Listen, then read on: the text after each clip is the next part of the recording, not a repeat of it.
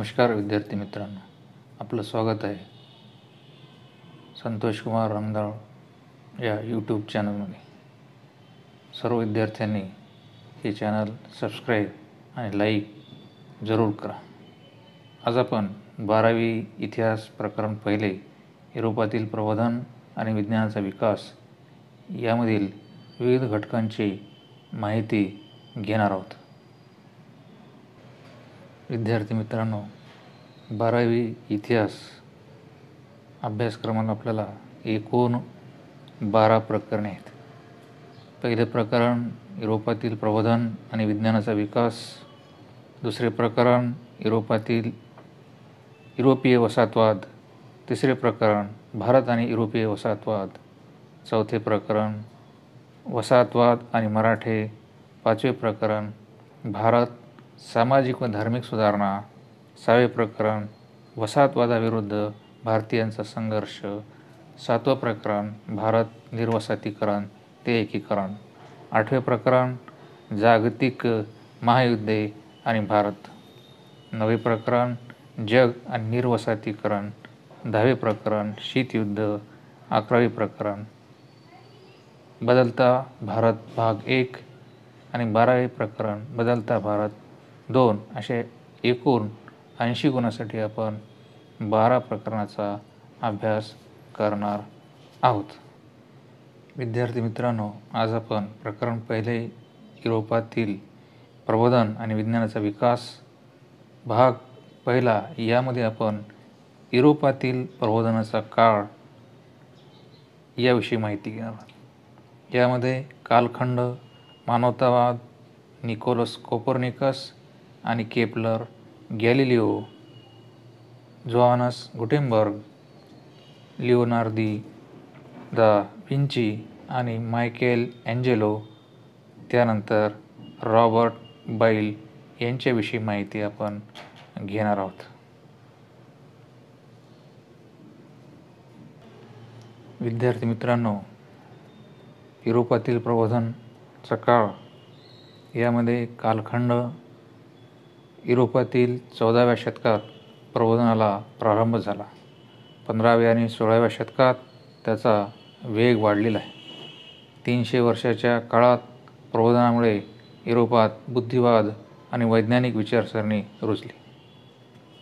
प्रबोधन काळात माणसाच्या बुद्धीला, प्रतिभाला नवी दिशा मिळाली. विश्वाची रहस्ये वैज्ञानिक पद्धतीने सोडवता येतील यावर लोकांचा विश्वास बसला. काव्य, नाटक, साहित्य यामध्ये आजवरचे दुर्लक्षित विषय मांडले जाऊ लागले. विश्वाच्या अस्तित्वाचा विचार मानव केंद्रित झाला. या बदलालाच मानवतावाद असे म्हणतात. विद्यार्थी मित्रांनो, निकोलस कोपर्निकस हे पोलंडमधील प्रसिद्ध गणित व खगोलशास्त्रज्ञ होते. त्यांनी ग्रहमालेचा अभ्यास व निरीक्षणातून महत्त्वाचे सिद्धांत मांडले. त्यानुसार सूर्य हा ग्रहमालेचा केंद्रबिंदू असून पृथ्वी व इतर ग्रह सूर्याभोवती फिरतात असा सिद्धांत मांडला. परंपरागत धार्मिक विचारानुसार पृथ्वी हा विश्वाचा केंद्रबिंदू असून सूर्य पृथ्वीभोवती फिरतो या रूढ समजुतीस कोपर्निकसने धक्का दिला. त्यामुळे धर्मसंस्थेने त्यांना पाखंडी ठरवून त्यांचे विचार दडपण्याचा प्रयत्न केलेला आहे. विद्यार्थी मित्रांनो, गॅलिलिओने इसवी सन 1609 मध्ये अधिक सुधारित दुर्बीण तयार केली. या दुर्बिणीमुळे खगोल संशोधनाला अधिक गती मिळाली. तसेच कोपर्निकस आणि केपलर यांच्या संशोधनाला गॅलिलिओने वैज्ञानिक पद्धतीच्या आधारे पुष्टी दिली. यामुळे भौतिक विज्ञानाच्या क्षेत्रातील संशोधनास चालना मिळाली. इसवी सन 1564 ते 1642 हा गॅलिलिओचा कालखंड आहे. गॅलिलिओने निरीक्षण करणे व सिद्धांत मांडणे अशी तर्कशुद्ध पद्धत रूढ केली. त्यामुळे गॅलिलिओला आधुनिक प्रायोगिक विज्ञानाचा जनक म्हणतात. गॅलिलिओने भिन्न वजनाच्या वस्तूंचा खाली पडण्याचा वेग सारखाच असतो या सिद्धांताची सत्यता पिसाच्या झुकत्या मनोऱ्यात प्रयोग करून पटवून दिली. यामुळे जड वस्तू हलक्या वस्तूच्या मानाने अधिक लवकर खाली पडेल हे अरिस्टॉटलचे मत खोडले गेले. गॅलिलिओने सुधारित दूरदर्शक म्हणजे दुर्बीण बनवून मोठी क्रांती घडवून आणली. याचा फायदा दर्यावर्दींना मिळाला. समुद्रातील दूरवरच्या छोट्या मोठ्या भूमी शोधणे त्यांना सोपे जाऊ लागले. गॅलिलिओने गुरुग्रहाचे 4 मोठे उपग्रह शोधले. चंद्र गुळगुळीत व स्वयंप्रकाशित असल्याचे अरिस्टॉटलचे मत गॅलिलिओने खोडून काढले.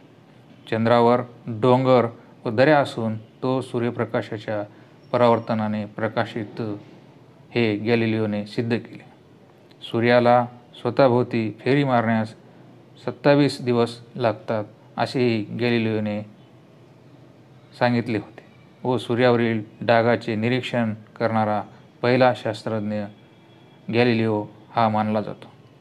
गॅलिलिओच्या आधी अनेक शतकापूर्वी सूर्यावरील डागांचा उल्लेख भारतातील वराहमिहिर यांनी केलेला दिसतो. उरुई मध्ये इसवी सन 6व्या शतकामध्ये या ग्रंथामध्ये आपणास आढळतो. विद्यार्थी मित्रांनो, प्रबोधन काळात बंदुकीची दारू आणि छपाई या शोधांमुळे युद्धतंत्र आणि ज्ञानाचा प्रसार यात आमूल बदल झालेले आपल्याला दिसून येतात. जर्मनमधील जोहान्स गुटेनबर्ग याने छपाईचा शोध लावला व 1440 मध्ये पहिला छापखाना सुरू केला, तर इटलीत 1451 मध्ये पहिला छापखाना सुरू झाला. छपाईचा शोध प्रबोधन काळात जगाला मिळालेली सर्वोच्च देणगी होय. यामुळे विविध प्रकारची माहिती व ज्ञान सर्वसामान्य माणसापर्यंत पोहोचणे शक्य झाले. धर्मग्रंथ, नाटके, वैचारिक साहित्य मोठ्या प्रमाणात छापले जाऊ लागले. ज्ञानाचा प्रसार होऊन समाज परंपरागत रूढी परंपरेतून बाहेर पडू लागला. 18व्या शतकात युरोपातील सुरुवातीची आधुनिक विद्यापीठे स्थापन झाली. विद्यापीठाच्या अभ्यासक्रमात होमरची इलियाड आणि ओडिसी ही महाकाव्ये, ग्रीक नाटके, ललित साहित्य, चित्र, शिल्पकला, नीतिशास्त्र, राज्यशास्त्र इत्यादी विषयांचा समावेश झाला. यामुळे लोक स्वतंत्रपणे विचार करू लागलेले आहेत. विद्यार्थी मित्रांनो, युरोपातील प्रबोधन काळ, कॅथोलिक चर्च, आधुनिक विज्ञान व कला यामध्ये कॅथोलिक चर्च प्रबोधनपूर्व कालखंडात चर्च ही धार्मिक नव्हे तर लोकांच्या व्यक्तिगत जीवनाचे नियंत्रण करणारी संस्था होती. चर्चमधील धर्मगुरूंनी चर्चच्या नावाने आज्ञापत्रे काढून सामान्य लोकांची आर्थिक पिळवणूक सुरू केली होती. सामान्य लोकांना स्वतंत्र विचार करण्यास किंवा मांडण्यास बंदी घातली.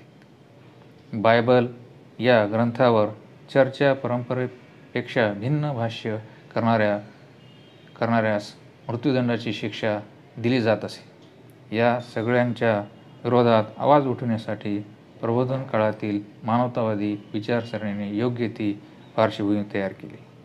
आधुनिक विज्ञान कालखंडामध्ये प्रत्यक्ष अनुभवाच्या निकषावर आधारलेल्या वैज्ञानिक पद्धतीद्वारे माणूस सत्याचे आकलन करून घेऊ लागला. याच आधुनिक विज्ञान युगाचा पाया होय. प्रबोधनाच्या या काळात गणित, विज्ञान व कला यांच्या शिक्षणाला महत्त्व प्राप्त झाले. आधुनिक युगाच्या प्रारंभी निसर्गवैज्ञानिक होऊन गेले. उदाहरणार्थ लिओनार्दो दा विंची. कला क्षेत्रामध्ये प्रबोधन काळात विज्ञानाचा प्रभाव कला क्षेत्रावरही पडलेला आपल्याला दिसून येतो. विद्यार्थी मित्रांनो, प्रबोधनाच्या याच कालखंडात किमया या नावाने ओळखल्या जाणाऱ्या शास्त्रातील गूढवाद कमी होऊन ते वैज्ञानिक पायावर उभे राहिले व त्याचे रूपांतर रसायनशास्त्र या शाखेत झाले. प्रबोधन कालखंडात किमया शास्त्रातील प्रगतीमुळे खनिजांचे स्रोत आणि मूलद्रव्ये यांच्या संबंधीच्या ज्ञानात भर पडली व त्यातूनच तैलरंगात रंगलेले फलक तयार करण्यास सुरुवात झाली. वैज्ञानिक पद्धतीने केलेल्या निसर्ग निरीक्षणामुळे निसर्गाचे सूक्ष्म चित्रण करणे वैज्ञानिक पद्धतीच्या निरीक्षणातून मनुष्याच्या शरीररचनेची वैशिष्ट्ये दर्शवणाऱ्या आकृती चित्रित करणे सोपे झाले. या संदर्भात लिओनार्दो दा विंची व मायकल एंजेलो यांचे काम अतिशय महत्त्वाचे आहे.